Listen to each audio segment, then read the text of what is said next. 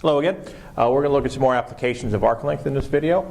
And I'm going to start with a pulley application, and then we're going to talk about size and distances of objects and estimating using arc length.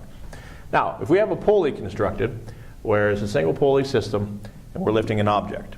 As we pull the rope, the pulley rotates, which creates an angle. Say if you mark off a point on the pulley itself, and once it rotates, that point moves, that's creating an angle. That's from the rotation of the pulley. Pulley has a fixed radius, but also whatever that arc length is created is also the height that the object is lifted. That's going to be key for what we talk about here. So say in number 3, it says a pulley with a radius of 10 inches is used to lift an object. When the pulley rotates 150 degrees, how far will the object be lifted? So we have a 10-inch radius. We have a central angle of 150 degrees. So R is 10 inches and X is 150 degrees. We're looking for the height the object is lifted, which is S, our arc length. So we go to our arc length formula. S equals R times X over 57.3 degrees. So we have our R of 10 inches times our X of 150 degrees divided by the 57.3 degrees. So you take 10 times 150 divided by 57.3, and notice your degrees cancel out, so the end unit is inches, and we end up with 26.18 inches. Is that easy? And don't try to complicate it.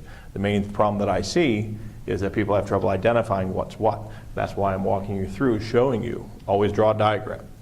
Always draw a diagram, so that you can visually see what is what as far as quantities.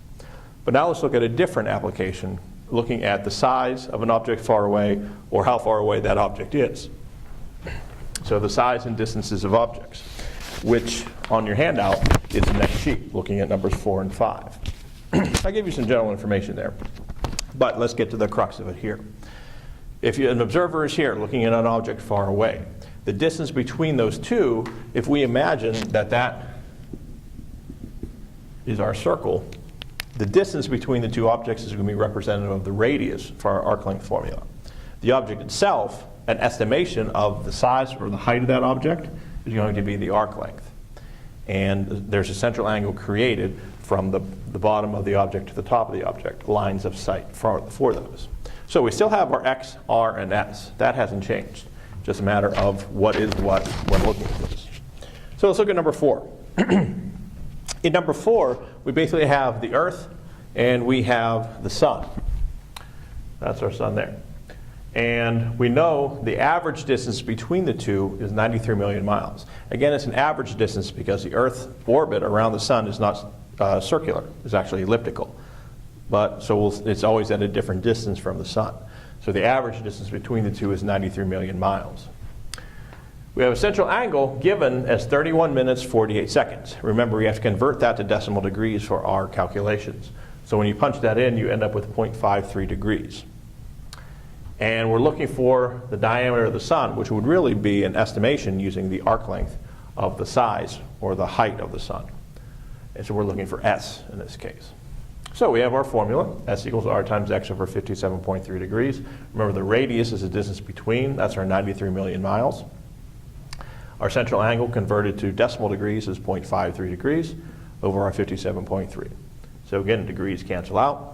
So you have your 93 million times 0.53 divided by 57.3, and you end up with 860,209.42 miles.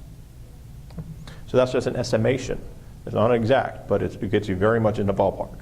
If we look at number 5 as well, number 5 says determine the distance to Mars, so automatically the distance between Earth and Mars is going to be the radius. So you know we're going to be looking for radius.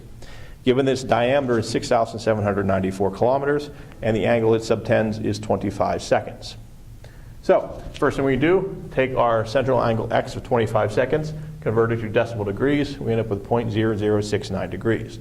Now, sometimes you get a very small number. I want you to go 2 non-zero digits when converting that, remember. So, our 2 non-zeros will be 6,9. Now, the diameter of the Sun, that is 6,794 kilometers. I often see students cut that in half to try to make it a radius. True diameter is double the radius. However, keep in mind what this application is.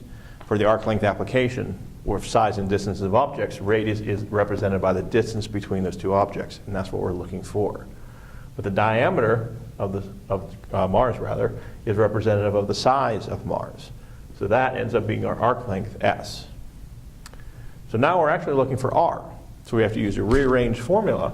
R equals 57.3 degrees times S divided by X.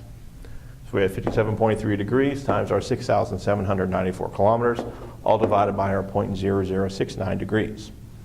Do the math, we end up with 56,419,739.13 kilometers.